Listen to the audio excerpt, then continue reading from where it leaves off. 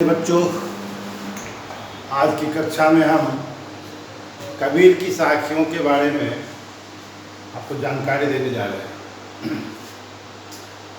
कबीर जिसके बारे में मैंने पिछली कक्षा में चर्चा की थी, निर्गुणवादी परंपरा के प्रमुख कवियों में इनका नाम प्रमुखता से लिया जाता है। इन्होंने अपनी साखियों के माध्यम से विभिन्न प्रकार के ज्ञान और उपदेश की बात की है। अब एक एक साखियों को हम देखेंगे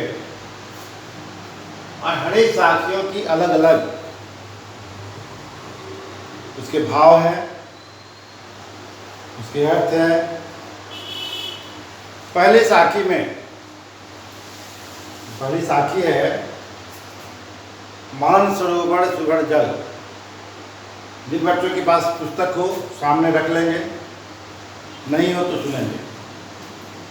मान सरोवर सुगढ़ जल, हंसा कीन कराए, मुक्ता फल मुक्ता चुगह, अब उड़ी अनंत न जाए। प्रस्तुत साखी में कवि ने जीवों को सांसारिक माया मोह बंधन से मुक्त होने की प्रेरणा दी है। मान सरोवर सुगढ़ जल। मान सरोवर एक तो झील का नाम है मान सरोवर, और मानस मन को भी कहते हैं। कवि इस पद्यांश में कहता है कि जब आत्मा परमात्मा से निकलकर धरती पर आता है और जब वह जीवन धारण करता है तो कई विकारों से वह भर जाता है। अब कबीर के कहने का मतलब जो सारे प्रपंचों से मुक्त होकर, सांसारिक प्रपंच, काम क्रोध लोभ मोह मात्सर्य इत्यादि, ये सांसारिक प्रपंच है। तो कवि कहता है कि जब सांसारिक प्रपंचों से जब मुक्त होकर जीव अलग हो जाता है और परमात्मा में लीन हो जाता है तो वह परमात्मा से अलग होना नहीं चाहता है। अर्थात परमात्मा के आनंद को वह प्राप्त करना चाहता है और वह परमानंद जो है उसे मुक्त होकर वह अलग नहीं होना चाहता है। फिर अगली साखी में कवि कहता है प्रेमी ढूंढत बह फिरो, प्रेमी मिले न कोई, प्रेमी को प्रेमी मिले सब विष अमृत हुए। प्रेमी ढूंढत मैं फिरो। कबीरदास कहते मैं प्रेमी को ढूंढते फिरो। प्रेमी का मतलब जो भगवान से प्रेम करता है, सच्चा भक्त। कवि के कहने का मतलब कि आजकल सच्चे भक्तों की बड़ी कमी हो गई है। सच्चे भक्तों का तात्पर्य भगवान के भक्त जो भजनानंदी है, भगवत प्रेमी है, उनका बड़ा अभाव हो गया है। ये बिरले ही कोई मिल जाते हैं। प्रेमी मिलाए न कोई, मुश्किल से कोई प्रेमी अर्थात भगवत भक्त मिल पाते हैं। अगर ऐसा संजोग हो गया, प्रेमी को प्रेमी मिले सब विष अमृत होए।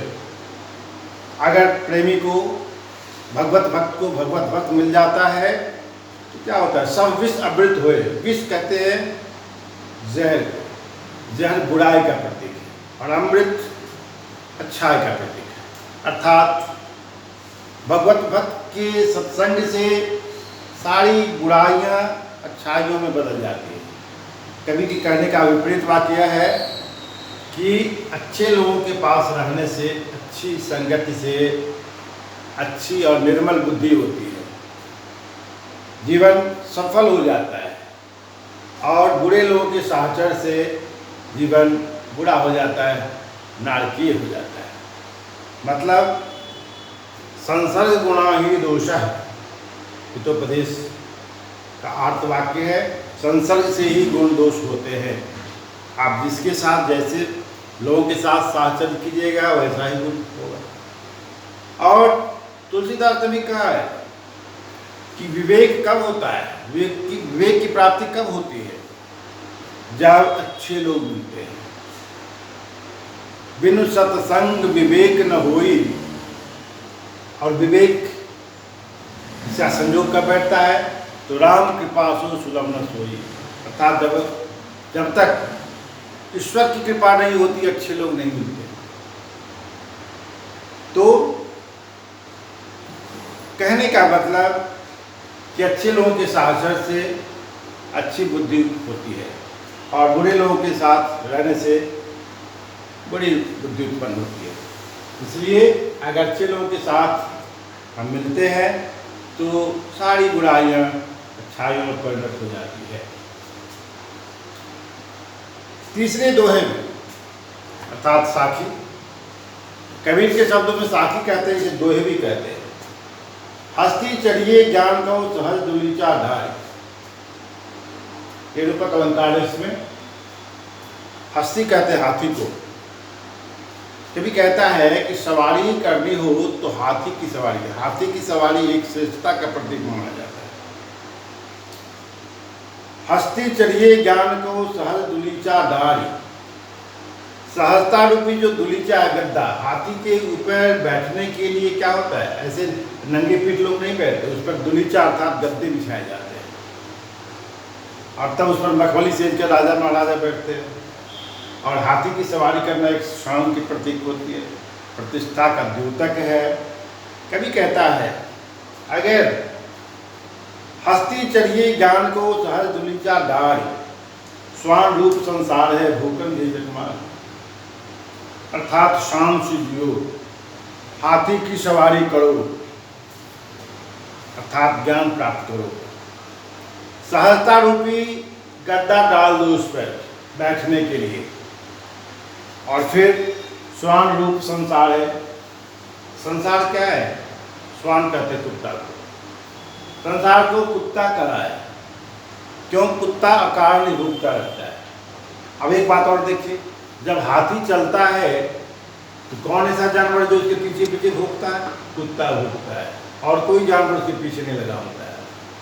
अच्छा, कुत्ता आगे भूखता है या पीछे भूखता है, वह पीछे पीछे भूखता है, वह सामने नहीं जाना चाहता है, क्योंकि सामने जाने से वह अपने को खतरा महसूस करता है, इसलिए वह पीछे पीछे भौंकता है। संसार की भी यही नियति है। आप कोई अच्छा काम करने चले तो आपके पीछे पीछे लग जाएगा, क्रिटिसाइज करेगा, आलोचना करेगा। तो कभी कहता है ठीक है, संसार को भूखने दे, आलोचकों को आलोचना करने दे, कोई फर्क नहीं पड़ना चाहिए। भूखन दे झकमारी, अंत में वह भूख भौंक कर फिर अपने राह पकड़ लेगा। मतलब सारांश क्या हुआ कि दुनिया चाहे जो भी आलोचना करे, तुम अच्छे पथ पर अग्रसर हो और उसकी परवाह किए बिना आगे बढ़ते रहो। चौथे पद्यांश में पखा पखी के कारण सब जग रहा भुलान। पखा पखी, पक्ष और विपक्ष। हमारे यहाँ दो तरह की बातें होती है, राजनीति में भी, और हर एक जगह दो पक्ष के लोग होते हैं। एक पक्ष की बात करते हैं, एक विपक्ष की बात करते हैं। एक ही बात को अगर सामने रख दी जाए तो एक पक्ष की बात करेंगे और एक विपक्ष की, दो लोग हो जाते हैं। पखा पखी के कारण सब जग रहा भुलान। कबीर कहते हैं कि पक्ष विपक्ष के झमेले में पड़कर आदमी भ्रमित हो जाता है। सत्य क्या है, असत्य क्या है, इसका विश्लेषण करते करते आदमी भ्रमित हो जाता है, भ्रम में पड़ जाता है। तुलसीदास ने विनय पत्रिका में कहा कि संसार क्या है, को कह सत्य झूठ कह, को जुगल प्रबल को माने। कोई कहता है संसार सत्य है, कोई कहता है असत्य है, और तीसरा पक्ष कहता है कि सत्य भी है और असत्य भी है, अर्थात सत्य असत्य भी है। तो तुलसी का संदेश यह कि आप इस पक्ष विपक्ष के फेरे में मत पड़ो। किसके फेरे में पड़ो, तो ईश्वर के फेरे में पड़ जाओ, अर्थात भगवत भक्ति प्राप्त करो, और इसके सिवा दूसरा कोई चारा नहीं है। इसलिए पक्ष विपक्ष को छोड़कर सतपथ पर अग्रसर हो। कबीर कहते हैं पखा पखी के कारण सब जग रहा भुलान। लोग संसार भूल जाते हैं और फिर आदमी भ्रमित हो जाता है। क्या करना चाहिए? तो निरपक्ष होई कि हरि भजे सोई संत सुजान। जो निष्पक्ष भाव से, छल छद्म से, परे भाव से जो ईश्वर की भक्ति करता है वही संत कहलाता है। सोई संत सुजान। अनुप्रास अलंकार की छटा है यह, सोई संत सुजान। सहसा की 3 बार आवृत्ति हुई है और अलंकार पहचानने में आपको कोई कठिनाई नहीं होगी। जहाँ कहीं अलंकार मिले, अनुप्रास मिले, उपमा मिले, इसे आप सहज रूप से समझते चलेंगे। तो पखापखी के कारण सब जगह आपराम में कवि का क्या संदेश है कि सारी चीज़ों को छोड़कर, जैसे भ्रम को छोड़कर, सत्य असत्य क्या है उसको छोड़कर ईश्वर की भगवत भक्ति में लीन हो जाओ और तभी तुम्हारे जीवन की यह सार्थकता है। और फिर आगे की साथी में क्या हुआ?